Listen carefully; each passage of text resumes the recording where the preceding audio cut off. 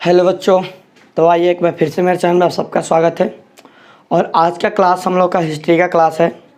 आज हम लोग 10th स्टैंडर्ड के जो हिस्ट्री का चैप्टर है, पहला चैप्टर यूरोप में राष्ट्रवाद, आज इस चैप्टर की शुरुआत करने वाले हैं। ठीक है, आज इस चैप्टर में, आज के क्लास में हम लोग इस चैप्टर में नेपोलियन तक पढ़ेंगे, नेपोलियन तक के इतिहास, यानी कि यूरोप में राष्ट्रवाद, यूरोप में राष्ट्रवाद होता क्या है, राष्ट्रवाद यूरोप में कैसे पनपी, कब पनपी, कहाँ पनपी, कौन कौन से इसमें भाग लिए, इस सारे चीज़ का इस के क्लास में, आज के क्लास में हम क्लियर करने वाले हैं। ठीक है, इसके बाद हमारा राष्ट्रवाद का सेकंड वीडियो, उसमें हम लोग पढ़ेंगे मेटरनिक युग। ठीक है, जितना हो सके आज हम लेकर चलेंगे। ठीक है, तो आप लोग इसे देखिए, और जितने भी 10th स्टैंडर्ड के बच्चे हैं उनके लिए ये इम्पोर्टेंट होने वाला है।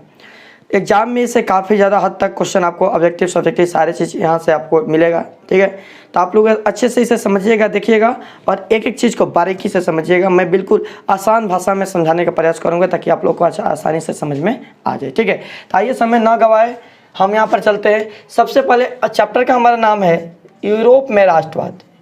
यूरोप में, अरे यहाँ पर दिखाई नहीं दे रहा होगा इसीलिए छोड़ देते हैं। ठीक है, यूरोप में राष्ट्रवाद हमारा चैप्टर का नाम है। ठीक है, और यूरोप में राष्ट्रवाद, सबसे पहले राष्ट्रवाद कहाँ पनपी थी, तो यूरोप में ही पनपी थी, फ्रांस में। यूरोप के फ्रांस में सबसे पहला राष्ट्रवाद पनपा था। ठीक है, उसके बाद धीरे धीरे पूरे दुनिया में इसका विस्तार होता गया। इस चीज़ को हम बारीकी से समझेंगे, ध्यान समझिएगा। सबसे पहले हम समझते हैं कि राष्ट्रवाद होता क्या है। ध्यान समझिए, राष्ट्रवाद कोई भी व्यक्ति को अपने निजी जीवन के अलावा दूसरों के विषय में, देश के विषय में जो सोचने की भावना होती है ना, उसी को हम राष्ट्रवाद कहते हैं। यानी कोई व्यक्ति अपने निजी स्वार्थ के हटकर देश के भलाई के विषय में सोचे तो उस चीज़ को हम क्या कहते हैं, राष्ट्रवाद कहते हैं। और वैसी भावना अपने अंदर उत्पन्न करना, वैसी भावना की उत्पत्ति होना राष्ट्रवाद की भावनाएं कहलाती है। आगे समझ में ना, राष्ट्रवाद की सबसे आसान परिभाषा, ये एग्जाम में पूछता है कि राष्ट्रवाद से आप क्या समझते हैं। तो राष्ट्रवाद क्या होता है, अपने देश के प्रति भावना पैदा करना, अपने देश के प्रति अपने मन में विचार, या अपने देश के प्रति ऐसा कीजिए कि अपने अंदर जुनून पैदा करना राष्ट्रवाद कहलाता है। आगे समझ में ना, यहाँ पर हम लिखे हैं कि देश के प्रति एकता की भावना क्या कहलाता है, राष्ट्रवाद कहलाता है। देश के प्रति एकता की भावना राष्ट्रवाद कहलाता है। ठीक है, अब राष्ट्रवाद के उदय कैसे हुआ, कारण क्या है इसका, फ्रांस की क्रांति क्या है, ध्यान से समझिए। तो ध्यान समझिए, इसको हम समझते हैं। पहले जो हमारी व्यवस्थाएं थी, राजतांत्रिक व्यवसाय थी। हमारी जो व्यवस्था थी क्या थी, राजतांत्रिक व्यवस्था, यानी यहाँ पर राजा लोग रहते थे। माने पहले की जो व्यवस्थाएं थी, अभी लोकतंत्र की जैसा थोड़ी नहीं थी। पहले राजा लोग रहते थे और राजा लोग क्या करते थे, शासन करते थे। और राज्य भी कुछ ऐसा कि वहाँ की जनता के द्वारा, प्रजा के द्वारा उन्हें नहीं चुना जाता था। वे उनके वो पारंपरिक राजा, यानी कि पीढ़ी दर पीढ़ी एक ही पीढ़ी से बनते रहते थे। ठीक है, जिससे उनका दबदबा था किसके ऊपर, प्रजा के ऊपर। ऐसा नहीं था कि सभी राजा इसी तरह थे, सब निरंकुश ही थे। कुछ राजा अच्छे भी थे जो प्रजा को मानते थे, प्रजा उन्हें मानती थी। ठीक है, लेकिन कुछ राजा ऐसे हुए जो उनके विपरीत अपने निजी स्वार्थ के लिए सारी प्रजा की जो आवश्यकता है उसे छोड़ छाड़ कर अपने निजी स्वार्थ में विलीन, यानी अपने अनुसार काम को करे। निरंकुश राजा जो बिना सोचे समझे हर काम करे। राजा के अर्थ क्या होता है, प्रजा की भलाई करना। राजा के अर्थ सीधा सीधे होता है प्रजा की भलाई करना। यानी राजा किस लिए बनाया जाता था, कि वो अपने प्रजा की भलाई करे, अपने प्रजा की भलाई के विषय में सोचे, वही राजा होता था। लेकिन इस पद का कुछ राजा ऐसे हुए जो गलत अर्थ निकाल लिए। राजा का मतलब समझे कि नहीं, हमसे बड़ा कोई नहीं है वहाँ पर। ठीक है, और इस चीज़ को ध्यान में रखकर, ध्यान समझिएगा, जो निरंकुश राजा हुए वे अपने देश पर शासन करने लगे पूर्ण रूप से, उन्हें गुलाम बना दिया, गुलाम, वहाँ की प्रजा को गुलामों की तरह कर दिया। उसी में से एक राजा थे फ्रांस में जिनका नाम था लुई 16वां। एक राजा हुए जिनका नाम था लुई 16वां। उनका वंश था बूर्बो वंश, याद रखिएगा। लुई 16वां का वंश क्या था, बूर्बो वंश। जो निरंकुश राजा थे, बहुत ज़्यादा निरंकुश राजा। मतलब ऐसा था कि अपने जमींदारों के ऊपर कर का, यानी जो कर होता है ना, टैक्स का बोझ डाल दिया करते थे। बहुत ज़्यादा धन एकत्रित करते थे। छोटे छोटे बातों पर उन्हें तंग करना, ये सब मतलब लुई 16वां था, ठीक है, फ्रांस के राजा थे। और लुई 16वां के जो व्यवस्थाएं थी ना, इनसे वहाँ की जो जनता थी, वहाँ की प्रजा थी, काफ़ी ज़्यादा तंग हो चुकी थी। किसके? लुई 16वां के व्यवस्थाएं थे, ठीक है। और लुई 16वां की इसी व्यवस्था के कारण वहाँ के कुछ लोगों में अपने देश के प्रति भावना जागी, जिसे हम राष्ट्रवाद कहते हैं, राष्ट्र के प्रति कि नहीं ये राजा अच्छा नहीं, ये अच्छा काम नहीं कर रहा है भाई। उनके राजा के खिलाफ उनके मन में ऐसी भावनाएं उत्पन्न हुई, और इसी भावनाएं को तो हम राष्ट्रवाद की भावना कहते हैं। आया समझ में? ठीक है, तो ध्यान दीजिएगा, इसका कारण क्या था? राष्ट्रवाद के उदय का कारण क्या था? निरंकुश राजाओं का राज कह सकते हैं हम यहाँ पर, ठीक है। और फ्रांस की क्रांति, तो ध्यान समझिएगा, इसी से लुई 16वां की जो व्यवस्थाएं थी ना, इसी व्यवस्थाएं को देखकर जो उनके शासन करने का तरीका था, वहाँ की जनता उनसे काफ़ी उदास रहने लगी। वहाँ की जो प्रजा थी उनसे, उनके कार्य से संतुष्ट नहीं थी, और इसके कारण उनके अंदर राष्ट्रवाद की भावना पर, वहाँ के कुछ सभी लोग में नहीं, कुछ लोगों के अंदर राष्ट्रवाद की भावना पनपी, और इसी से वहाँ की फ्रांस में क्रांति हो गई। 1789 में फ्रांसीसी क्रांति के नाम से हम जानते हैं, ठीक है। इस क्रांति को हम आगे समझेंगे कि कैसी क्रांति हुई, इसका मूल कारण क्या था, ठीक है। अब यहाँ पर शॉर्ट में लेके चलते हैं कि इसी को लेकर लुई 16वां के खिलाफ 1789 में क्रांति की गई थी, जिसे फ्रांसी क्रांति या फ्रांसीसी क्रांति के नाम से जानते हैं। इस चीज़ को आप नोट कर लीजिएगा कि फ्रांसीसी क्रांति कब हुई थी? 1789 में। फ्रांसीसी क्रांति कब हुई थी? 1789 में। यानी फ्रांसीसी क्रांति कब हुई थी? 1789 में फ्रांस में हुई थी पहली क्रांति। ध्यान समझिएगा, पहली स्वतंत्रता के लिए, गणतंत्र के लिए, राष्ट्रवाद के लिए सबसे पहली क्रांति पूरा विश्व में फ्रांस में हुई थी, जिसे फ्रांसीसी क्रांति के नाम से हम जानते हैं, ठीक है। यहाँ तक तो हो गया।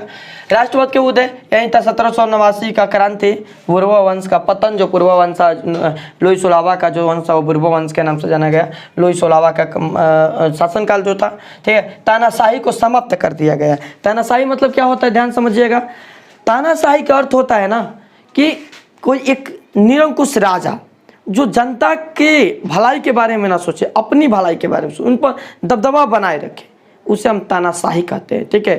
जो जनता से जितना चाहे उतना कर ले सके, उनको उनकी स्थिति से मतलब नहीं है, वह गरीब है कि क्या कर रहे हैं, उनके पास खाने के लिए संपत्ति है या नहीं, उनसे इनको मतलब नहीं है। तानाशाही, राज करना जानते हैं, उन्हें दबाना जानते हैं, इसी को तानाशाही शासक कहते थे, तानाशाही शासक या तानाशाही, ठीक है।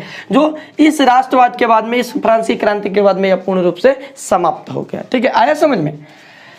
क्रांति के लिए किए गए जो कार्य थे वो क्या थे, इसे थोड़ा समझ लेते हैं। तो बहुत सिंपल था कि क्रांति के लिए क्या क्या कार्य किया जाए। ध्यान समझिएगा, सामूहिक भावनाओं को बढ़ाना। अच्छा ये बताइए हमें कि यदि क्रांति करनी है तो कोई एक व्यक्ति क्रांति कर सकता है? संभव ही नहीं है। यानी क्रांति करने के लिए एक संघ चाहिए, संगठन चाहिए, तब क्रांति हो सकता है। यानी लुई खिलाफ पहले राजा महाराजा थे, वे काफ़ी, उनका बड़ा अधिकार रहता था, किसी एक व्यक्ति उनसे अकेले नहीं लड़ सकते थे, ठीक है। उनके लिए सभी लोग, जितने भी फ्रांस के लोग, सबको इकट्ठा होना पड़े, किसी भी राज्य में सबको इकट्ठा होना पड़ता है, ठीक है। तो यहाँ पर क्या थी, अब यहाँ पर प्रॉब्लम हो गई थी कि राजा के खिलाफ क्रांति करे तो करे कैसे, राजा के खिलाफ विद्रोह किया कैसे जाए। तो इसके लिए सबसे पहला काम क्या था कि जो वहाँ के लोग हैं ना, उनके लोग में एकता लाना था, क्योंकि वहाँ के लोग जो थे ना काफ़ी टुकड़ों में बटे हुए थे, छोटे छोटे टुकड़ों में, जातिवाद के नाम पर, भेदभाव के नाम पर छोटे छोटे टुकड़ों में बटे हुए थे, जिनका अपना एक अलग अलग पहचान था।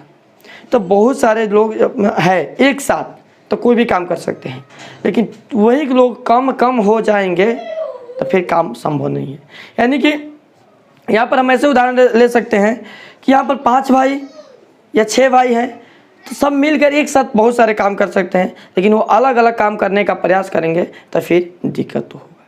तो इसी तरह फ्रांस की जितनी भी जनताएं थी कई टुकड़ों में विभक्त थी, जिससे क्या था कि प्रत्येक टुकड़ा एक दूसरे, माने प्रत्येक एक टुकड़ी जो थी वहाँ की जनता की, प्रजा की, वो अपने विपरीत वाले को नीचा दिखाने का प्रयास करती थी। तनाव था दोनों में, ठीक है। ऐसा अलग अलग से जितने भी वहाँ पर कबीलाई क्षेत्र के निवासी थे, कबीला, कबीला या बस्ती या ये सब बोल सकते हैं हम, उनके आपस में तनाव था, सब एक दूसरे को नीचा दिखाने का प्रयास करते थे।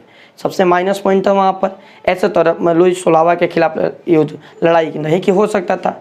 तो सबसे पहला काम क्या था वहाँ पर कि इस चीज़ को ख़त्म करना, वहाँ के उनके सबके अंदर एक समान भावनाओं को बढ़ाना सबसे पहला काम था। ठीक है, तो इसके लिए क्या किया गया, ध्यान समझिए, उसी चीज़ को हम समझते हैं। सामाजिक भावनाओं का बढ़ाने का प्रयास कैसे किया गया? तो जो वहाँ की भूमि थी ना, फ्रांस की भूमि की किसकी थी? तो वहाँ की जो प्रजा थी, उनके पुराने जो दादा पूर्वज कह सकते हैं, उनकी भूमि थी। यानी एक तरह से तो वह उनकी भूमि हो गई, जिस पर अधिकार किसका था? लुई सोलावा का, वहाँ का राजा का अधिकार था। ठीक है, सारे भूमि को वो अपने कब्जा में कर लिया था। तो यहाँ से जो जिसके अंदर राष्ट्रहित की भावना पनपी, वो क्या किया कि इस चीज़ का लाभ उठाया। वहाँ की जनता को इकट्ठा करके कहा कि नहीं, ये हमारी जो है पितृभूमि है। भूमि के लिए युद्ध बड़ा होता है, आप तो देखे होंगे अपने आसपास। ज़मीनों के लिए युद्ध जो होता है ना, काफ़ी लंबा होता है, इसमें तो कितनों की जान भी चली जाती है, तो थोड़ा सा ज़मीन के लिए। ठीक है, न लीजिए। तो क्या हुआ कि जब ऐसी बात आई वहाँ की जनता में, वहाँ के लोगों में, कि भूमि के लिए, यानी जो हमारी भूमि है, या हमारी दादा परदादों की भूमि है, ऐसे राजा ने कब्जा कर लिया है, तो सभी के अंदर जब अपने पर बात आती है ना, तो एक जुनून सा आता है अंदर। ठीक है, दूसरे के विषय में यदि हम लोग, अक्सर हमारे अंदर ऐसा होता है कि दूसरे के विषय में कोई घटना उठना रहेगी तो उससे ज़्यादा हम क्या नहीं करते, लेकिन वही घटना जब अपने ऊपर आती है ना, तो एक अलग सा जुनून उभर कर आता है अंदर से। तो जब ऐसे परिघटनाएं उनके सामने रखी गई, फ्रांस के लोगों के सामने, तो उनके अंदर एक जुनून आया, नहीं यह हमारी भूमि है, हमें इसके लिए लड़ना चाहिए। एकता आया, भावनाएं जागी इनके अंदर। ठीक है, सबसे अच्छा काम यहाँ पर क्या किया गया, इसी को हम लिखे हैं यहाँ पर, पितृभूमि या नागरिक, उन नागरिकों के प्रति, अपने भूमि के प्रति अपने अंदर भावनाएं जागी कि नहीं, हम राजा से लड़ेंगे, अपने भूमि को आज़ाद दिलाएंगे, हमारे पितृभूमि है, हमारे दादा महाराजाओं की भूमि है, इसके लिए उनके अंदर प्रेम बढ़ा। ठीक है, और एक सामान ध्यान दीजिएगा, एक और वहाँ पर दिक्कत थी। क्या दिक्कत था कि जितने भी कबीलाई क्षेत्र के लोग थे ना, छोटे छोटे टुकड़ों में बटे हुए थे, उन सब का एक अलग अलग झंडा था, एक अलग अलग झंडा था। झंडा क्या होता था, ध्यान दीजिए, पहले झंडा उनका पहचान होता था, झंडा से उनका जैसे हमारे देश का झंडा है ना, इंडिया का झंडा है, तो झंडा को हम अपने देश के झंडा को कहीं भी लेकर जाएंगे तो लोग पहचान जाएंगे नहीं कि भारत का झंडा है। कोई किसी भी हर देश का एक अपना झंडा है। ठीक है, तो उसी तरह उन कबीला के जितने भी लोग थे ना, जितने भी छोटे छोटे भाग था, उस सारे भागों का अपना एक अलग अलग झंडा था। ठीक है, जो क्या करते, वहाँ के लोग क्या करते थे कि एक दूसरे के झंडा को हमेशा नीचा दिखाने का प्रयास करते रहते थे। ठीक है, एक दूसरे के झंडा को हमेशा नीचा दिखाने का प्रयास करते रहते थे। ठीक है, तो इस चीज़ से यह माइनस पॉइंट था वहाँ पर, क्योंकि ऐसा यदि करेंगे तो फिर एकता नहीं हो पाएगी, एकता की भावना नहीं जागेगी, तो फिर राष्ट्रवाद का कोई मतलब ही नहीं, लुई सोलावा की खिलाफ लड़ाई का कोई मतलब ही नहीं। तो इस चीज़ को ध्यान में रखते हुए वहाँ पर ऐसी व्यवस्था को लाना था कि कॉमन, जितने भी वहाँ पर लोग हैं उन लोगों में ये कॉमन हो, जितना एक बस्ती के लोग, जितना एक भाग के लोग उन्हें मानते हैं, उस चीज़ को मानते हैं या उससे मोहब्बत करते हैं, वैसे ही दूसरे जो कबीला क्षेत्र के लोग हैं उसको भी उतना ही माने। इस चीज़ का पूर्णतः ध्यान रखा गया। ठीक है, इसी चीज़ को ध्यान में रखते हुए वहाँ पर क्या किया गया कि एक अलग सा झंडा बनाया गया, जो जितने भी वहाँ पर कबीलाई क्षेत्र थे, जो सारे में कॉमन थे, मैंने ऐसा कहा जाए ना, तो जितने भी उनका प्रतीक था जो झंडा का, सारे प्रतीक को एक झंडा पर मिलाकर एक बनाया गया। ठीक है, अब इससे क्या होगा, वहाँ के लोग किसी भी एक दूसरे को अपने झंडा को नीचा दिखाने का प्रयास नहीं करेंगे, एकता लाया गया, एक साथ जोड़ा गया। क्यों? क्योंकि यदि वो झंडा को नीचा दिखाएंगे तो उसमें उनका भी प्रतीक है। ठीक है, इस तरह एक सूत्र में उन्हें बांधने का प्रयास किया गया, एक समान झंडा लाकर। ठीक है, जिससे संगठन बना, संघ बना, जो लुई सोलावा के खिलाफ युद्ध किया। ठीक है, यह काफ़ी बड़ा संघ, काफ़ी समय तक लड़ाई हुआ था। ठीक है, हमें इतना यहाँ पर विस्तार से नहीं पढ़ना है, तभी हम आपको बताते चल रहे हैं। ठीक है, क्रांति के बाद अब इस तरह क्रांति किया गया, किसके खिलाफ, लुई सोलावा के खिलाफ भयंकर क्रांति हुई। और इस क्रांति में क्या हुई कि जो वहाँ की प्रजा थी उनकी जीत हुई और लुई सोलावा की हार हुई। और लुई सोलावा का क्या किया गया, उनको बंदी बना लिया गया, लुई सोलावा को बंदी बना लिया गया। ठीक है, वह उनके और उनके पत्नी को भी। ठीक है, अब वही समझते हैं कि जब ये क्रांति हुई, इस तरह का व्यवस्थाएं की गई, जब युद्ध हुआ, फ्रांस की क्रांति हुई, फ्रांस की क्रांति, और ये कब हुई थी? तो 1789 में हुई थी। तो इसे अंतिम वाला को हम याद रखते हैं, 1789। तो 1700 फ्रांसीसी क्रांति के नाम से हम 1789 के क्रांति को जानते हैं, ठीक है। जब इस तरह युद्ध हुआ और वे लोग विजयी हुए, वहाँ की प्रजा विजयी हुई, तब यहाँ पर लुई सुलावा को क्या किया गया? बंदी बना लिया गया, बंदी बनाकर रखा गया उनके और उनके पत्नी को, ठीक है। उस समय तक रखा गया था और लगभग 3 या 4 वर्ष तक रखा गया था, ठीक है। उसके बाद फांसी दे दी गई इनको, आगे हम पढ़ेंगे उसे। जब यहाँ पर ऐसी यह सब परिघटनाएं हुई, जब वो लोग जीत चुके थे, तब वहाँ पर क्या था कि राष्ट्रवाद का उदय हो गया था। तो एक नया कानून लाना था, एक नया संविधान बनाना था, ताकि वहाँ के जो लोग हैं, देखिए काफ़ी दिन से राजा के अंदर में रह चुके थे वहाँ के प्रजा, तो उनके वे अपने से कुछ करने में असमर्थ थे। उनके क्या चाहिए था? एक ऐसा, मतलब राजे के अंदर में रह चुके हैं तो भाई राजा चाहिए ना चलाने के लिए, खुद से व्यवस्थाएं बहुत दिक्कत होता था वहाँ पर, ध्यान समझिएगा। और इसी चीज़ के बाद में जब क्रांति के बाद कुछ कार्य किए गए, कुछ संशोधन किए गए, और संशोधन क्या थे? ध्यान समझिएगा। एक नया नियम कानून बनाया गया, संविधान बनाया गया। संविधान क्या होता है? किसी भी देश को चलाने के लिए जो नियम कानून लिखे जाते हैं, बनाए जाते हैं, उसी चीज़ को हम क्या कहते हैं? संविधान कहते हैं। तो ध्यान से समझिएगा, वहाँ पर क्या चाहिए था? अब एक नया संविधान चाहिए था। किस लिए?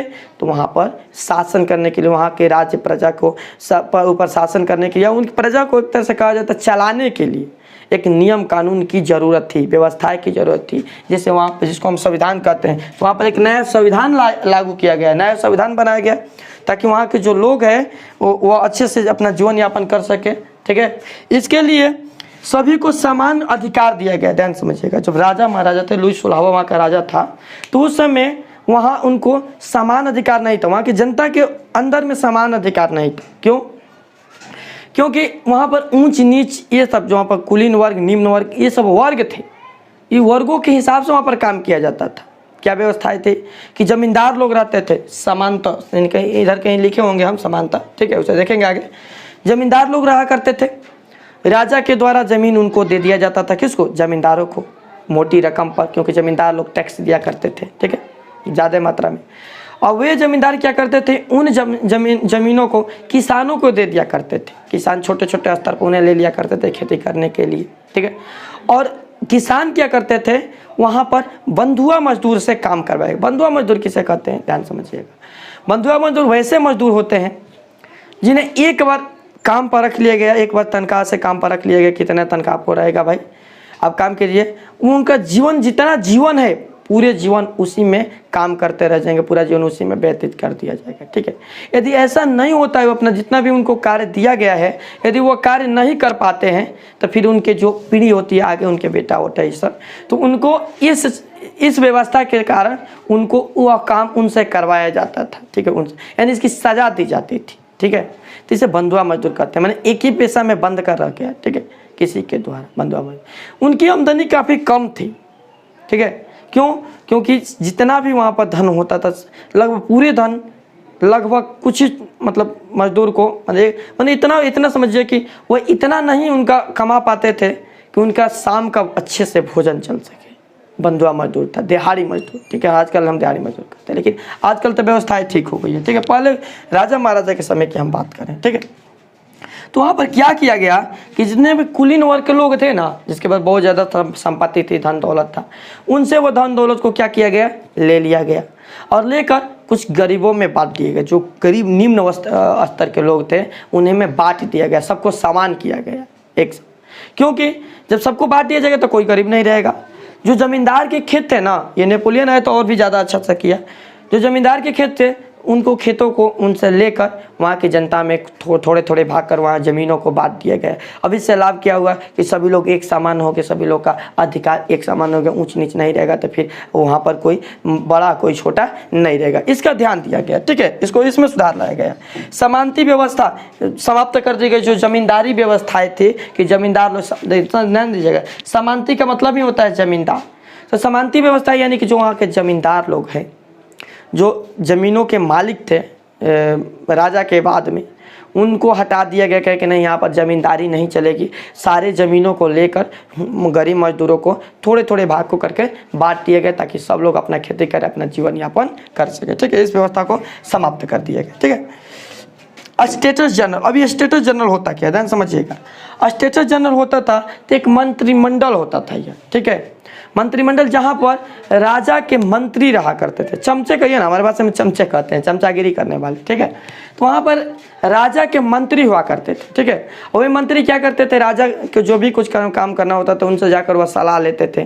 तो अच्छा सीधे बात है कि भाई वो राजा के चमचे हैं तो उन्हीं के पक्ष में बोलेंगे, क्योंकि उनके विपरीत पक्ष में बोलेंगे तो राजा वहाँ पर गुस्सा हो जाएंगे, उनके काम से निकाल सकते हैं, उन्हें दंड दे सकते हैं। तो इस चीज़ को ध्यान में रखकर हुए जो चमते थे उनकी भी मजबूरी थी भाई राजा के ही पक्ष में बोलना है, ठीक है, राजा के जय जयकार करना है। तो वो जो स्टेटस जनरल था, ये मंत्रिमंडल हम कह सकते हैं, बनाया गया था राजा के बेर में, लुई सोलहवां के बेर में। उसको हटाकर उसके स्थान पर नेशनल असेंबली को बनाया गया। उसके स्थान पर क्या लाया गया, नेशनल असेंबली, राष्ट्रीय असेंबली, जिसमें फ्रांस के अंदर से कुछ चुने, कुछ अच्छे अच्छे लोग चुने जो समाज की भलाई कर सके, ऐसे लोगों को चुनकर वहाँ पर रखा गया। किसके लिए, तब फ्रांस की जो जनता प्रजा थी उनको देख रेख करने के लिए, उनकी समस्याओं को पूर्ति करने के लिए वहाँ पर नेशनल असेंबली में रखा गया। जो उनको चमचों को हटा दिया गया, जो वहाँ पर समाज के जो लोग थे उन्हें चुनकर वहाँ पर रखा गया ताकि वह अपनी प्रजा की भलाई कर सके, ठीक है। तो यह होता है नेशनल असेंबली, स्टेटस जनरल, ठीक है। और आंतरिक जो आयात निर्यात कर था, आयात निर्यात शुल्क था, इसे समाप्त कर दिया गया। अब प्रश्न उठता है कि यह आयात निर्यात शुल्क क्या होता है, ध्यान समझिएगा। पहले वहाँ पर जब राजा महाराजा थे ना, तो वहाँ पर एक राज्य से दूसरे राज्य में जाने पर टैक्स लगता था, कर लगता था, जिससे अब व्यापारी लोग को जो वहाँ पर व्यापार था जिसमें काफ़ी ज़्यादा हानि होता था व्यापारियों को। क्यों, कैसे, ध्यान समझिएगा। मान लीजिए कि हमारे बिहार और उत्तर प्रदेश है, तो बिहार उत्तर प्रदेश में, बिहार में मान लीजिए कि कोई वस्तु है, कोई भी वस्तु ले सकते हैं हम, जैसे मान लीजिए बिहार में प्याज, उदाहरण के लिए हम ले रहे हैं 40 रुपये किलो है, ठीक है। तो ये प्याज जब यहीं से जाएगा कहाँ पर, उत्तर प्रदेश में, तो वहाँ पर 50 रुपया या 30 रुपया या 20 रुपया कुछ भी हो सकता है। तो कैसे होता था, तो टैक्स के अनुसार होता था। जब उत्तर प्रदेश से सामानों को लेकर बिहार वहाँ पर जाया जाता था, या बिहार में, या बिहार से सामानों को उत्तर प्रदेश में, तो उनसे टैक्स ले, वहाँ के राजा जो थे ना, अलग अलग क्षेत्र के तो अलग अलग राजा होंगे, तो उनसे टैक्स ले लिया जाता था इन चीज़ों पर काफ़ी मात्रा में, जिससे वहाँ के व्यापारियों को हानि होती थी, लोगों को भी तकलीफें होती थी। भाई अच्छे कहीं दाम, कहीं कोई वस्तुओं का मूल्य सस्ता है तो कहीं कोई वस्तुओं का मूल्य महंगा पड़ जाता है, ठीक है।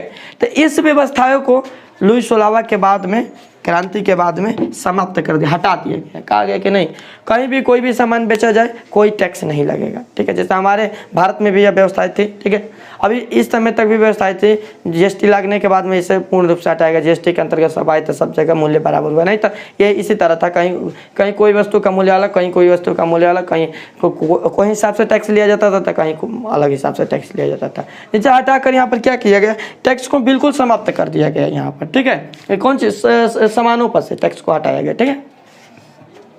जो नाप तोल की पद्धति थी उनकी शुरुआत की, पद्धतियों की शुरुआत की गई, नाप तोल की पद्धति, यानी जो सामान था ना, पहले इस मूल्य पर इतना है भाई, इतना लीजिए, इतना दे दी, इस टाइप की पद्धति थी। तो इसको हटाकर वहाँ पर गए कि नहीं, एक रेट, किसी को शक न रहे कि भाई हम आपको अधिक दे दिए हैं तो आप हमको कम दे दिए हैं। इस व्यवस्था को हटाकर वहाँ पर नाप तोल की पद्धति की शुरुआत की, आप नाप कर लीजिए, तोल कर लीजिए, इस सब की पद्धति की शुरुआत की गई, जिससे लोगों के अंदर संतुष्टि बने रहे, उनके अंदर प्रेम भावनाएं बने रहे, ठीक है। और एक समान कर, सबके जो यहाँ पर कर टैक्स था ना, जो हटाया गया था, उस टैक्स को एक समान कर दिया गया।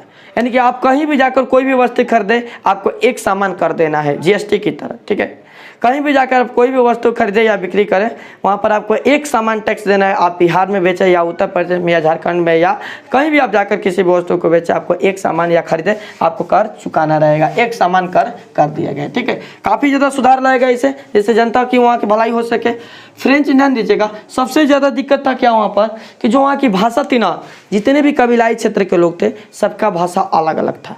सभी लोग अलग अलग भाषा में, जैसे हमारे यहाँ नहीं, मैंने अधिकतर बिहार और उत्तर प्रदेश हुआ, झारखंड हुआ, इस सब में भोजपुरी बोला जाता है, झारखंडी बोला जाता है, अलग अलग भाषाएं, हिंदी बोली जाती है, संस्कृत, कहीं संस्कृत बोली जाती है, कहीं कुछ, इस तरह बहुत सारे भाषाएं हैं। ये स्थानीय भाषाएं के नाम से जानी जाती है। तो उसी तरह वहाँ की जो कबीलाई लोग थे ना, सबकी अपनी अपनी भाषाएं थी, अलग अलग भाषाएं थी। जिससे क्या दिक्कत था ना, कि इन भाषाओं के कारण उनके अंदर प्रेम भावना का, मतलब प्रेम भावना कम होता था, ठीक है।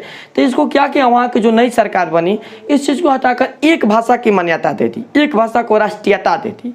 कि इससे क्या लाभ था कि सारे लोग जब एक उनको ये हिदायत दिया गया कि आप लोग जब भी कहीं भी बात करें तो ज़्यादातर प्रयास करने का ज़्यादातर अपनी भाषा को फ्रेंच भाषा बोलने का प्रयास करें। इससे क्या होगा कि फ्रेंच भाषा का जो है विस्तार होगा। ठीक है, तो वहाँ पर सारी भाषाओं को हटाकर फ्रेंच को राष्ट्रीयता प्रदान किया गया, क्योंकि ना यहाँ की भाषा राष्ट्रीय भाषा कौन, हमारे भारत में सारी भाषाओं को एक साइड में रखा गया और यहाँ एक राष्ट्रीय भाषा हिंदी बना दिया गया। उसी तरह वहाँ पर एक भाषा बना दिया गया फ्रेंच। ठीक है, फ्रांस में फ्रेंच भाषा सबसे आसानी है, फ्रेंच भाषा को बना दिया गया। जिससे क्या हुआ कि फ्रेंच भाषा वहाँ के लोगों को, वहाँ की प्रजा जो थी उनको हिदायत दी गई कि आप लोग जब कभी भी बात करें या कोई भी काम करें ना तो आप भाषा के रूप में फ्रेंच को इस्तेमाल करें ताकि इसको बढ़ावा मिले, लगभग सभी लोग एक समान हो जाए। ठीक है, तो इस तरह का बढ़ावा मिला वहाँ पर। और 1700 अंततः इन सारी चीज़ को सुधार करने के बाद लगभग 1789 के बाद 84 लगभग 4 साल के बाद में सार्वजनिक रूप से सब जनता के सामने लुई 16वां को फांसी पर लटका दिया गया। लुई 16वां को फांसी दे दिया गया। कब? 1793 में लुई 16वां को फांसी दे दी गई। और इसके बाद में कुछ समय के बाद इनकी पत्नी को भी फांसी दे दी गई थी, याद रखिए। ठीक है, इनका वंशज था लेकिन इनके पत्नी और लुई 16वां दोनों को फांसी दे दी गई। इस तरह यह हमारा टॉपिक यहाँ पर जाकर समाप्त हुआ, फ्रांसीसी क्रांति। आगे समझ में ना, फ्रांसीसी क्रांति क्या था। एक एक चीज़ इतने आराम से हम समझाए ताकि आपको समझ में आ जाए। ठीक है, अब हम चलते हैं, ध्यान समझिएगा। इन सब चीज़ों में एक ऐसा व्यक्ति था जिनको वहाँ की जनता काफ़ी पसंद कर रही थी, जिसे हम नायक बोलते हैं। ठीक है, एक ऐसा व्यक्ति था जिसे वहाँ की जनता काफ़ी पसंद कर रही थी, जो इस युद्ध के लुई 16वां के युद्ध से ही वहाँ पर सैनिक बनकर, वहाँ के सैनिक बनकर लड़ा था और काफ़ी समय तक सैनिक बना रहा वहाँ का। किसकी बात हम कर रहे हैं? नेपोलियन बोनापार्ट की। ठीक है, नेपोलियन बोनापार्ट। इसकी जीवनी बहुत ज़्यादा है। ठीक है, हमारे जो आपके 10th स्टैंडर्ड के बुक है इसमें बस नाम मात्र से पढ़ना है, बाकी इसकी जीवनी के अलग ही इतिहास है। आप लोग इसे पढ़ना चाहे तो अलग से पढ़ सकते हैं। यहाँ पर हम बस वही चीज़ की चर्चा करने वाले हैं जो इस चैप्टर से रिलेटेड है। ठीक है, थोड़ा सा अधिक हम लिखे हैं इसे चैप्टर से अलग। चैप्टर में केवल नाम मात्र का ही उदाहरण दिया गया है, लेकिन हम प्रयास करेंगे कि थोड़ा और इसमें अधिक हम बता सके। ठीक है, आइए समझते हैं। एक ऐसा व्यक्ति था जो इन क्रांतियों के बीच में फेमस हो रहा था, आ रहा था जनता थे, जनता के दिलो दिमाग पर वो व्यक्ति छा रहा था। उसका नाम था नेपोलियन बोनापार्ट। वो फ्रांस में सैनिक बनकर आया था, सेनापति बनकर आया था। फ्रांस में क्या था? सेनापति बनकर आया था और बाद में यहाँ का शासक बन गया। ध्यान समझिएगा। 11 नवंबर 1799 से 18 मई 1804 तक वह क्या बना रहा? सेनापति बना रहा। यहाँ पर आया फ्रांस में 1799 में। ध्यान समझिएगा। 1789 के फ्रांसीसी क्रांति सब समाप्त हुआ, 93 में फांसी दी गई और 99 में आया, यहाँ का सेनापति बना। ठीक है, अब कहाँ से आया था, इसका जन्म कहाँ हुआ था, ये सारी चीज़ें हमें कोई मतलब यहाँ पर नहीं है। ठीक है, 1799 में आया और 1804 तक यहाँ का सेनापति बना रहा। कहाँ का? फ्रांस का सेनापति बना रहा। ठीक है, और 18 मई 1804 में वहाँ का शासक बन गया। कहाँ का? फ्रांस का, जो 1814 तक नेपोलियन के नाम से शासक बनने के बाद उसे नेपोलियन के नाम से जाना गया। 1814 यानी 1804 से 1814 के बीच में इनका नाम नेपोलियन रखा गया। नेपोलियन के नाम से फेमस हो गया, प्रचलित हो गया। ठीक है, अब ध्यान दीजिएगा। यह उस समय जब फ्रांस में आया था सेनापति बनकर, लोगों की भलाई करता था, अच्छे काम करता था। इससे वहाँ की जो जनता थी ना प्रभावित हुई, और प्रभावित होकर इतना ज़्यादा प्रभावित हुई कि लोग इनको अपना शासक मान लिए। अब ध्यान दीजिएगा, जिस शासक को, शासन व्यवस्था को ख़त्म करने के लिए इतना ज़्यादा वहाँ की जनता जो थी मेहनत की, और उसी शासन व्यवस्था को पुनः लागू कर लिया, उन्होंने स्वीकार कर लिया। यानी यहाँ ध्यान दीजिएगा, एक जो होता है ना अपने अंदर कि जो परंपराओं से बहुत दिनों से चल रहा है, जिस व्यवस्था में हम बहुत दिनों से रह चुके हैं, उसे छोड़ना काफ़ी मुश्किल होता है। तो वो वहाँ की जो जनता थी ना काफ़ी दिनों से राजा महाराजा के शासन व्यवस्था में रह चुकी थी, तो वह हर चीज़ को शासनिक व्यवस्था से, राजा की व्यवस्था से ही देखना चाहती थी। अब इस यहाँ पर क्या हुआ कि नेपोलियन को क्या कर लिया? शासक बना लिया। अब ध्यान दीजिएगा, नेपोलियन फ्रांस के लिए उतना लुई 16वां जैसा बुरा राजा नहीं था, लेकिन नेपोलियन अच्छा भी नहीं था। ठीक है, लेकिन यह फ्रांस के लिए बहुत कुछ किया। ध्यान दीजिए, फ्रांस में काफ़ी सुधार लाया, लेकिन बाकी सब देशों के लिए खतरनाक। ध्यान दीजिए, तो यह नेपोलियन जो था फ्रांस के लिए बहुत कुछ किया, वहाँ का शासक बना क्योंकि लोगों के द्वारा चुना गया था, लोगों के द्वारा नेपोलियन को चुना गया था। तो फ्रांस में अच्छा काम किया, ये भी राष्ट्रवाद का प्रसार किया। कैसे हुआ, अनजाने में कर दिया, कैसे किया, आइए समझते हैं यहाँ पर ना। नेपोलियन का नाम प्रचलित हुआ 1804 से 1814 तक, और 1819 में डायरेक्टरी शासन समाप्त कर सत्ता पर अधिकार कर लिया। जो डायरेक्टरी व्यवस्था शासन व्यवस्था है, डायरेक्ट शासन व्यवस्था कैसे क्या होता है, ये डायरेक्टरी शासन व्यवस्था। तो ध्यान दीजिएगा, ऐसी व्यवस्था थी राजा महाराजा में कि एक राजा है ना तो उसका कोई वंशज ही राजा बन सकता था, ठीक है, ऐसी व्यवस्थाएं थी। कोई अदर व्यक्ति, कोई प्रजा में से राजा नहीं बन सकता, जब राजा बनेगा उसका ही कोई वंशज राजा बनेगा, ऐसी व्यवस्था थी। तो इसको समाप्त कर दिया कि नहीं, आप जो जनता है वो अपना राजा चुन सकते हैं, इसका पूर्णतः अधिकार दे दिया, ठीक है। और 1804 में नेपोलियन संहिता लागू किया, अपना नियम नेपोलियन संहिता लागू किया, यानी कि अब यहाँ से नेपोलियन युग इसका शुरुआत होगा, ठीक है। नेपोलियन युग के नाम से, नेपोलियन सह संहिता के नाम से हम इसे जानते हैं। अभी है क्या, तो ध्यान दीजिएगा, राष्ट्रवाद के प्रचार में नेपोलियन का बड़ा योगदान टॉपिक है हमारा। अब राष्ट्रवाद के प्रचार में इसका बड़ा योगदान कैसे हुआ, क्या किया, ध्यान समझिए, एक एक चीज को हम सावधानी पूर्वक समझेंगे। ध्यान दीजिएगा, जो विशेषाधिकार था उसे समाप्त कर आर्थिक व्यवस्था की शुरुआत की, यानी कि वहाँ पर कुछ कुलीन वर्ग के लोग थे, धनी लोग थे जिनके पास संपत्ति थी, या वैसा कीजिए कि वीआईपी लोग जिनके पास कुछ विशेष अधिकार थे। विशेष अधिकार रखते थे किस लिए, कि कोई काम करने के लिए भी कहीं जा सकते थे, वहाँ पर ऐसे व्यवस्था थी कि कहीं कुछ लोग वहाँ पर जा सकते हैं, कुछ लोग नहीं जा सकते हैं। इस चीज़ को हटा दिया, क्योंकि नहीं सब समान है। क्या किया कि उनके जो संपत्ति थी कुलीन वर्ग के लोगों को, उनके संपत्ति को उनसे छीन कर और गरीबों में बांट दिया, ठीक है, थोड़े थोड़े कर बांट दिया। इससे उनका विशेष अधिकार जो सब एक समान हो गए, संपत्ति ना ऊंचा नीचा बनाती है तो एक समान हो गए। तो इस विशेष अधिकार को समाप्त कर आर्थिक व्यवस्था की शुरुआत की, कहीं नहीं सब लोग बराबर है, सब लोग मिलजुल कर काम करेंगे, ऐसी शुरुआत की। तो कुछ लोग इनसे नाराज हुए, कुछ लोग अच्छे, ठीक है।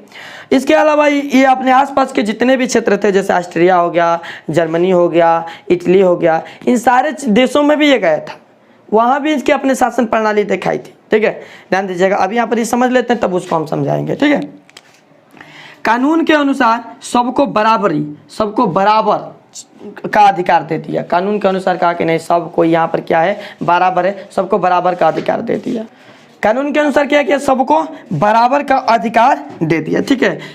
इसके अलावा यातायात मतलब जो सड़कें होती है, रोड और मार्ग और वगैरह, इन सब चीज़ों में भी शुरुआत की, और संचार व्यवस्था की भी शुरुआत की। यानी अपने फ्रांस में मार्ग बनवाया, रोड बनवाया। इसके अलावा संचार की जो लेटर भेजने की व्यवस्थाएं थी, इन व्यवस्थाएं को भी बनाया कि संदेश एक स्थान से दूसरे स्थान तक भेजा जाए, इस सब चीज़ को लागू किया था। अच्छा काम कर रहे हैं यहाँ पर फ्रांस में, लेकिन या अपने देश के लिए, फ्रांस के लिए तो कुछ अच्छा किया ही है, कुछ बुरा भी किया है अलग देश, अपने पड़ोसी देशों के लिए, ठीक है। तो इससे हम आगे समझेंगे। समान शुल्क, समान नापतोल, कहा कि नहीं हर जगह एक समान शुल्क लगेंगे। समान नापतोल, हर जगह एक ही बराबर के नापतोल की पद्धति अपनाई जाएगी, नहीं कि यहाँ पर 1 kg का मतलब इतना हुआ, कहीं पर 1 kg का मतलब अधिक हो गया, कहीं पर कम, ये नहीं चलेगा। हर जगह एक समान व्यवस्थाएं रहेगी, और एक ही मुद्रा, यह नियम बनाया कि हर जगह फ्रांस के अंदर एक ही मुद्रा चलाई जाएगी, अलग अलग मुद्रा नहीं होगी, एक ही मुद्रा से चीज़ें खरीदी जाएगी, बेची जाएगी। ऐसे सोचिए कि हमारे भारत है, भारत के अंदर बहुत सारे अलग अलग राज्य है, और बहुत सारे अलग अलग राज्य, बिहार अपना मुद्रा लागू कर दिया, उत्तर प्रदेश अपना मुद्रा लागू कर दे, झारखंड अपना मुद्रा लागू कर दे, महाराष्ट्र अपना मुद्रा लागू कर दे। तो इससे क्या होगा, हमें उत्तर प्रदेश की मुद्रा को बिहार में चलाने के लिए उसको बदला एक्सचेंज करना पड़ेगा, बिहार की मुद्रा को उत्तर प्रदेश में चलाने के लिए एक्सचेंज कर, जो बहुत ज़्यादा दिक्कत हो रहा था। तो इस चीज़ को यह हटा कर क्या कहे कि नहीं, हर जगह एक ही मुद्रा चलेगा, यानी भारत के अंदर एक ही मुद्रा चलता है, रुपया। तो हर जगह हम उसे लेकर जाएंगे, भारत के अंदर वैध है भाई, कहीं पर हम लेकर जा सकते हैं, भारत के अलावा अन्य कुछ और भी देशों में वैध है, ठीक है। तो एक समान मुद्रा लागू करती है, कहाँ पर, वहाँ पर फ्रांस में, ठीक है। और संहित का मतलब एक समान लागू करके उसे मतलब चलाने का प्रयास किया। जो समानती व्यवस्था थी, जमींदारी व्यवस्था, जो यहाँ उसे तो यहाँ पर भी समाप्त कर दिया गया था, नहीं पूर्ण रूप से नहीं होता, कुछ तो बचेगा ना भाई, एक तो खत्म हो नहीं सकता है। तो जो समानती व्यवस्थाएं थी ना, उनको पूर्ण रूप से समाप्त कर दिया, उनके संपत्तियों को छीन लिया, बहुत ज़्यादा संपत्ति तो कुछ छोड़कर सारी संपत्ति को छीनकर गरीबों में बांट दिया, कुछ अपने राज तंत्रों में, राज दरबारों में रख दिया। इसके अलावा ये क्या किया कि जैसे अपने आसपास के देश ऑस्ट्रेलिया वगैरह जितना भी है वहाँ पर यह जाकर वहाँ की ध्यान दीजिएगा, जब इतना ये परिवर्तन लाया ना अपने फ्रांस में, तो जो आसपास के देश है जब इसके नीति के बारे में जाने कि भाई इतना ज़्यादा अच्छा परिवर्तन ला रहा है, फ्रांस विकास कर रहा है, तो यह जानकर नेपोलियन के प्रस्ताव को बुलाया और कहा कि नहीं, आप भी हमारे यहाँ आइए और हमारे यहाँ आकर यहाँ का राजा बनिए और हमारे यहाँ भी इस चीज़ को सुधार कीजिए। ठीक है, वहाँ के लोग तो ये भी कहा कि ठीक है भाई, अब शासन करने को मिला है तो कौन छोड़ेगा भाई, शासन करने को मिला वो राजा है। इसका मतलब हर राजा यही नहीं चाहता है कि हमारा जो साम्राज्य है बड़ा हो, हमारे साम्राज्य जो है बड़ा हो, हर राजा यही चाहता था। ठीक है, तो ये भी चाहा कि नहीं हमारा जो देश है हमें बड़ा हो, हमारा साम्राज्य ज़्यादा दूरी तक फैले। इसके लिए क्या किया, वहाँ पर पहुँचा, लोगों ने क्या किया कि इनका साथ दिया, साथ देने के कारण यह राजा बन के लगभग यूरोप, ऑस्ट्रेलिया, इस सारी चीज़ पर इंग्लैंड तक पर भी अपना अधिकार जमाने लगा, लगभग जमा भी लिया था ये। ठीक है, लेकिन ध्यान समझिएगा, जो वहाँ से क्या किया कि जो समानती व्यवस्थाएं थी जैसे ऑस्ट्रेलिया में, अब आप इसके बाद एक टॉपिक पढ़ने वाले हैं मेटरनिक। ठीक है, तो ऑस्ट्रिया में मेटरनिक के पिताजी के बहुत ज़्यादा संपत्ति थी। ये भैया क्या किया था पगलेटवा के, उनके पिताजी की संपत्ति को ऑस्ट्रिया के दक्षिण भाग में उस संपत्ति को, सारे संपत्ति को छीन कर लेकर भाग गया था। कहाँ पर, फ्रांस में। और फ्रांस में जाकर उन संपत्ति को अपने जो फ्रांस में काम करने वाले जितने भी सैनिक है ना, उन सैनिकों को पेमेंट कर दी थी, उनकी तनख्वाह दे दी थी। ठीक है, उनको तनख्वाह देकर उनके देख रेख करने में वो सारे पैसा को खर्च किया था। मानी यहाँ पर अपने देश में जब कुलीन वर्गों से धनों को लूटपाट करता था या उनसे लेता था तो अपने देश के मतलब गरीबों में देता था, लेकिन ऑस्ट्रेलिया से या अलग अलग देशों से जब वह संपत्तियों को लिया, छीना, तो वहाँ के गरीबों को नहीं दिया। यही यहाँ पर इसका दिक्कत है। ठीक है, वहाँ के गरीबों को नहीं दिया, बल्कि उस संपत्ति को अपने देश में काम करने वाले जितने भी सैनिक थे, नौकर चाकर थे, उनकी तनख्वाह, उनकी देख रेख, खान पान की व्यवस्था में खर्च किया। ठीक है, वहाँ के लोगों के ऊपर खर्च नहीं किया। यह माइनस पॉइंट थी इसकी। ठीक है, जिससे क्या हुआ कि ध्यान समझिएगा, समाप्त कर दिया और किसानों को गुलामी से भी मुक्त किया। वहाँ के जो किसान गुलाम थे, अब बताइए कि संपत्ति ही नहीं देंगे तो किसान कहाँ पर काम करेंगे, तो गुलाम तो आज़ाद हो गए। ठीक है, अब इससे क्या हुआ ना, वहाँ पर ध्यान समझिएगा कि लोगों को यह महसूस हुआ कि ये तो गलत हो रहा है भाई हमारे साथ, हम राजा किस लिए बने इसको कि हमारा भलाई करे, हमारे बारे में सोचे। ये तो हमारे देश ले संपत्ति को लूट कर अपने फ्रांस में ले जाकर वहाँ के लोगों को दे रहा है, अपने राज्य में रख रहा है, अपने लिए रख रहा है। इससे क्या हुआ कि उन जो लोग थे, लगभग जर्मनी जो थी, जर्मनी 40 छोटे छोटे खंडों में विभाजित थी। 40 छोटे छोटे खंड जो आपस में हमेशा झगड़ते लड़ते रहते थे, आपस में हमेशा लड़ाई झगड़ा करते रहते थे। इन्होंने देखा कि ये तो हमारे लिए, इन्होंने क्या देखा कि ये तो हमारे लिए सबसे ज़्यादा खतरनाक हो गया है। कौन? नेपोलियन। हम इसे राजा बनाए भलाई करने के लिए, हमें ही दोहन करने लगा। तो इससे प्रभावित होकर वे क्या किए ना कि कहे कि ठीक है, हम ऐसा करते हैं कि इनको हटाया जाए। अब तो इतना प्रभावशाली राजा, प्रतिभाशाली राजा बन गया था, हटाना भी मुश्किल था।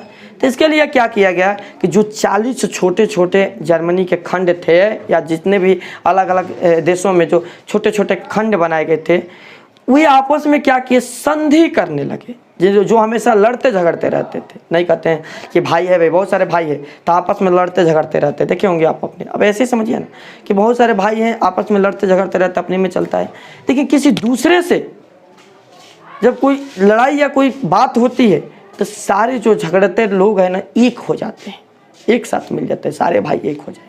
ठीक है, मैंने कह सकते हैं कि कोई एक व्यक्ति अपने भाई को मार सकता है, लेकिन उस भाई को कोई दूसरा मारे उसे बर्दाश्त नहीं हो सकता। तो उनको लगा कि ओह, हमने यहाँ पर गलत कर दिया नेपोलियन को राजा बनाकर। हमारे जो पुराने राजा थे हमारे ही देश के राजा, अपने ही थे, भले हमें मारते थे या हम पर शासन करते थे वो अलग बात है, उनका सहन हो जाता, लेकिन कोई विदेशी आकर हमारे देश पर राज करे ये हम बर्दाश्त नहीं कर सकते, हमें लूटे ये हम बर्दाश्त नहीं कर सकते। इसके लिए जो छोटे छोटे जो आपस में लड़ते झगड़ते रहते थे, लगभग 40 जर्मनी के खंड और अलग अलग इटली के जो अलग अलग भाग थे, सब क्या किया कि आपस में मिलकर एक संधि बना लेते थे। उनके अंदर अपने देश के प्रति राष्ट्रवाद की भावना जागी। इसीलिए कहते हैं कि नेपोलियन ने राष्ट्रवाद का प्रचार किया था। नेपोलियन के कारण ही ना उस जितने भी भाग थे सब मिलकर एकजुट हुए थे और उनके अंदर यह राष्ट्रवाद की भावना जागी थी।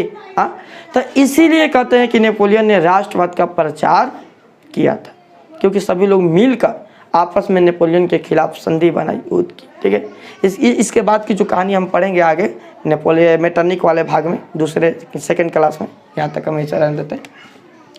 और वह शिक्षा प्रणाली में भी सुधार किया, जो शिक्षा व्यवस्थाएं थी उसमें भी काफ़ी अपडेट लाया, सुधार किया। ठीक है, धार्मिक सुधार भी किया, जो धर्म के आधार पर लोग रह रहे थे उनको कहा कि नहीं, सभी धर्म बराबर है, किसी एक धर्म को हम लेकर चलेंगे, सभी धर्म को बराबर का समानता दी है, सभी धर्म को बराबर माना। वहाँ के लोगों के जो धर्म के आधार पर लड़ते रहते ऊँच नीच करार दिया करते थे, उनको ख़त्म किया, सभी लोग एक बराबर हैं। ठीक है, अगला हमारा जो टॉपिक है राष्ट्रवाद में विकास में सहायक तत्व। राष्ट्रवाद के विकास में कौन कौन से सहायक तत्व थे, ये यहाँ पर लगभग हम आपको बता चुके, फिर से बता देते हैं। जो कुलीन वर्ग थे, सामाजिक और आर्थिक रूप से अत्यंत प्रभावी होना।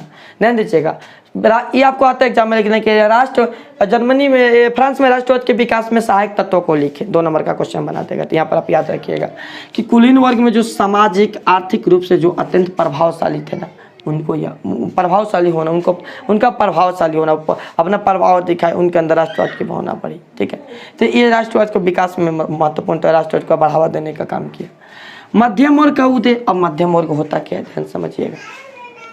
मध्यम वर्ग हम किसको कहते हैं, तो ध्यान समझिएगा, उस समय 2 वर्ग थे, एक कुलीन वर्ग था, एक निम्न वर्ग था। ध्यान दीजिएगा, तो उस समय 2 वर्ग था, एक कुलीन वर्ग, एक निम्न वर्ग। तो मध्यम वर्ग कैसे हुआ, तो इसी बीच इंग्लैंड के उत्तरी क्षेत्र में मशीनों की खोज हो गई थी। ठीक है, जिससे मशीनों का इतना बढ़ावा मिला कि काम जो करना था वो काफ़ी आसान हो गया। और वहाँ के जो किसान थे ना, वो अपने काम में मशीनों का उपयोग करने लगे। ठीक है, तो वहाँ पर जो किसान थे, कुछ समझदार किसान थे, तो मशीनों का उपयोग कर, मतलब कई दिनों के काम हुए, कई घंटों में कर लिया करते थे, एक दिन में 10 दिन का काम एक दिन में हो जाता था। ठीक है, तो इससे काफ़ी बढ़ावा मिला, और इससे क्या हुआ कि किसानों का मुनाफा हुआ काफ़ी रकम। और जमींदार तो भाई खेत दे दिया, आपको जैसे करना वैसा करो, तो पहले ही नीति का पालन करते थे। ऐसा नहीं कि मशीन आ गया था हम अपना रेट बढ़ा देंगे, ऐसी व्यवस्था नहीं थी, पहले जैसा ही व्यवस्था थी। तो इन्होंने क्या किया, जो हमें कुछ समझदार किसान थे ना, वो समझदार किसान क्या किए कि इस चीज़ का लाभ उठाया।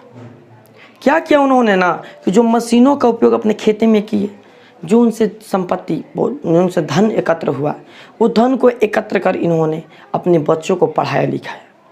अब इनके जब बच्चे पढ़े लिखे गए, पहले नहीं पढ़े थे, तो भाई अब जब जो किसान है वो भी मजदूरी करेंगे, उनका बेटा भी मजदूरी करेगा, बंधुआ मजदूर कहलाएगा, उन्हें भी दास बनकर रहना पड़ेगा। लेकिन जब ये पढ़ लिखे गए, तो पढ़ा लिखा आदमी को आप बेइज्जत करेंगे ना, तो वह आवाज़ उठाएगा, क्योंकि वह गलत होगा तो गलत के खिलाफ आवाज़ उठाएगा। कोई पढ़ा लिखा व्यक्ति, उसे हम नीचा नहीं दिखा सकते। तो यहाँ पर ऐसे ही हुआ कि जब ये पढ़ लिखे गए किसानों के लड़के, तो इन्हें जब कुलीन वर्ग नीचा दिखाने का प्रयास किया, तो ये उसका विरोध करने लगे, आवाज़ उठाने लगे। ठीक है, तो इसी वर्ग का जब उनके खिलाफ ये आवाज़ उठाए, तो इसी समय उनके बीच में एक नया वर्ग निकल कर आया, जिसे मध्यम वर्ग कहते हैं, बीच का वर्ग, ना तो वो ज़्यादा कुलीन धनी और न तो ज़्यादा गरीब, उसे बीच का वर्ग कहते हैं। आज हमारे भारत में लगभग हम सभी मध्यम वर्ग के अंतर्गत आते हैं। कुलीन वर्ग कुछ ही 10% लगभग ना 5 या 10% लोग होंगे कुलीन के। ठीक है, धनी मनी, लेकिन बाकी सब लोग लगभग मध्यम वर्ग के अंतर्गत आते हैं। ठीक है, यहाँ हमारे भारत के तो बात ही छोड़िए, यहाँ पर तो लोग मध्यम वर्ग क्या, यदि उनको लाभ है तो वो निम्न वर्ग में भी जाकर शामिल हो जाएंगे। ठीक है, कभी आपने को कुलीन वर्ग नहीं कहेंगे, यदि होएंगे भी तो। ठीक है, तो ठीक है, मध्यम वर्ग, ठीक है, हम लोग मध्यम वर्ग के अंतर्गत आते हैं। ठीक है, आइए जैसे कि फॉर एग्जांपल ले लेते हैं, भारत में राशन मिलने लगेगा, जिसके पास नहीं कुछ भी खाने का नहीं है तो वो जा रहा है, तो उसके लिए राशन बनाया गया है। जिसके बाद खाने के लिए हर व्यवस्था है, वो भी पहुंच जाएगा राशन लेने के लिए। ठीक है, तो ये हमारा जो है कह सकते हैं, मतलब तो छोड़िए, अभी तो भारत की स्थिति ऐसा है। ठीक है, तब मध्यम वर्ग का उदय हुआ, मशीनीकरण का शुरुआत, यानी मध्यम वर्ग का उदय मतलब का मशीनीकरण का शुरुआत, जैसे औद्योगिक क्रांति के भी नाम से जाना गया। आपसे एग्जाम में क्वेश्चन ये भी पूछता है, आप 9th क्लास में पढ़े होंगे कि औद्योगिक क्रांति से आप क्या समझते हैं, 10th में भी पूछ देता है एग्जाम में, औद्योगिक क्रांति क्या है। यानी मशीनीकरण की प्रक्रिया, मशीनों से उत्पत्ति करना, मशीनों से काम करने की प्रक्रिया क्या कहलाता है, मशीनीकरण कहलाता है। ठीक है, अब अगला समझते हैं हम उदारवादी राष्ट्रवाद। ये उदारवादी राष्ट्रवाद क्या है, ध्यान समझिएगा। व्यक्ति की स्वतंत्रता और कानून के समक्ष पर समानता बल देना। व्यक्ति की स्वतंत्र, यहाँ पर व्यक्ति स्वतंत्र है, उनके खिलाफ जो उनके समक्ष में जो कानून बनाया गया है वो भी एक समान है, उनके सुख सुविधा के लिए बनाया गया है, इस पर बल देना उदारवादी कहलाता है। निरंकुश जो राजतंत्र था उसे हटा दिया गया, उसे हटाकर संविधान प्रतिनिधि सरकार को लाया गया। संविधान यानी कि नियम कानून वाले सरकार को लाया गया, कानून के द्वारा व्यवस्थाएं को चलाने वाला सरकार को लाया गया। प्रतिनिधि को चुना गया जनता के द्वारा शासक चुना गया। ये निरंकुश राजतंत्र को हटा दिया गया। ठीक है। निजी संपत्ति की सुरक्षा, मुक्त व्यापार, यहाँ पर मांग की गई कि जो हमारे निजी संपत्ति है हम उनकी सुरक्षा कर सके, ऐसे हमारे मतलब संविधान में मतलब नियम बनाया जाए। मुक्त व्यापार यानी व्यापार पर हमारे लिए कोई टैक्स ना हो। व्यापार पर टैक्स कैसे होता था, ध्यान समझिएगा कि पता है क्यों कि एक राज्य से दूसरे राज्य में व्यापार जाने पर आपको टैक्स देना पड़ता था। तो इस चीज़ को यहाँ पर ख़त्म करने के प्रयास मांग की गई कि जो मुक्त व्यापार है उसे ख़त्म किया जाए, यानी शासन से संबंधित व्यापार को नहीं लाया जाए, शासन के अंतर्गत में व्यापार को नहीं जोड़ा जाए। इस व्यापार को राजा के शासन से अलग रखा जाए, हट कर रखा जाए। ठीक है। प्रेस की आज़ादी मांगी गई। प्रेस क्या होता है कि जो हमारे प्रेस यानी न्यूज़पेपर, आप सुने ना, न्यूज़ में लिखने का जो काम होता है, तो वहाँ की जो न्यूज़ प्रणाली थी, प्रेस प्रणाली थी, वो क्या थी, राजा के बारे में अच्छी अच्छी बातें लिखती। राजा के खिलाफ नहीं लिख सकती। राजा कुछ भी करे ना, राजा किसी का मर्डर भी कर दे, किसी से कर टैक्स ले ले, किसी को मारे पीटे, तभी प्रेस क्या लिखेगी कि राजा ऐसे है, राजा अच्छे है, राजा ऐसे काम करते हैं, राजा की जय हो। सारे इवन राजा की बड़ाई यानी कहा जाए तो उनके अधीन थी प्रेस, उनके ही बारे में अच्छे अच्छे बात तो लिखेगी, लोगों के अंदर भेजेगी कि नहीं ये ऐसे काम हो रहा है, यहाँ पर ऐसी व्यवस्थाएं है, ऐसी लागू की। इन सब चीज़ में राजा के अधीन प्रेस थी। ठीक है। तो इस चीज़ को हटाने का मांग किया गया, कहा कि नहीं, इसकी पूर्ण आज़ादी होनी चाहिए कि जो सत्य उस सत्य घटना को लिखा जाए, किसी के दबाव में नहीं लिखा जाए, इसकी आज़ादी मांगी गई उदारवादी राष्ट्रवाद में। ठीक है। ये यहाँ तक हमारा हो गया। और अगला हमारा है आर्थिक उदारवादी। अब आर्थिक उदारवादी क्या है, हमारे जीवन से संबंधित। तो यहाँ पर मुक्त व्यापार को पक्षकार किया गया, कहे कि नहीं कि आर्थिक उदारवादी यानी कि कोई यहाँ पर कोई व्यापार है, कोई सामान को बेच खरीद करना चाहता है तो उस पर कोई टैक्स न लगाया जाए, वो अब खुद का अपनी मर्जी है, वो अपना सामान कहीं भी बेच सकता है, कुछ भी कर सकता है, इसकी मांग की गई।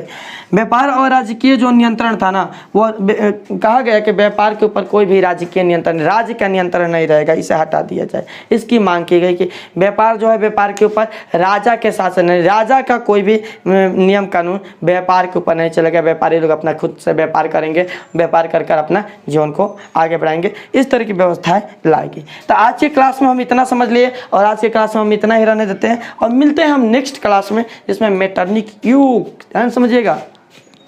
यहाँ तक हमारा नेपोलियन हो गया, नेपोलियन की जो व्यवस्थाएं थी सारी व्यवस्थाएं होगी। ठीक है। इसके बाद हम लोग क्या पढ़ने वाले हैं, मेटरनिक युग। मेटरनिक कौन था, कहाँ से आया था, ठीक है, उसके बारे में बताएंगे अगले वीडियो में कि उसका जन्म कहाँ हुआ था। सब सारी चीज़ को न दिया भी नहीं, लेकिन थोड़ा बहुत चर्चा कर देंगे ताकि आपको अच्छा लगे, क्योंकि किसी के बारे में हम जानते हैं ना तो उसे पढ़ने में थोड़ा सा आसानी हो जाता है। ठीक है। तो उस चीज़ को हम वहाँ पर देखेंगे अच्छे तरीके से कि कौन था, कहाँ से आया था, क्या था और उसका युग कैसे था, वह कैसे किया, सारे चीज़ को यहाँ से थोड़ा बहुत नेपोलियन की जो कार्य है उसकी थोड़ा बहुत हम चर्चा करेंगे हम बीच बीच में कहीं। तो आप पूरा मेटरनिक युग यानी कि एक हमारा होगा ये, दूसरा मेटरनिक हो गया, उसके बाद जो बचेगा उसे हम देखेंगे। ठीक है। तो चलिए यहाँ तक हमारा हो गया और आज की क्लास में इतने ही रहने देते हैं। मैं ऐसा करता हूँ कि आप लोग को अच्छे से समझ में आया, प्लीज़ अच्छे से समझ में आया है एक एक चीज़ को तो एक कमेंट कर दीजिएगा, एक लाइक भी कर दीजिएगा ताकि आपका जो भाई है उसका मनोबल बढ़ जाए। ठीक है। तो आगे मिलते हैं हम नेक्स्ट क्लास में।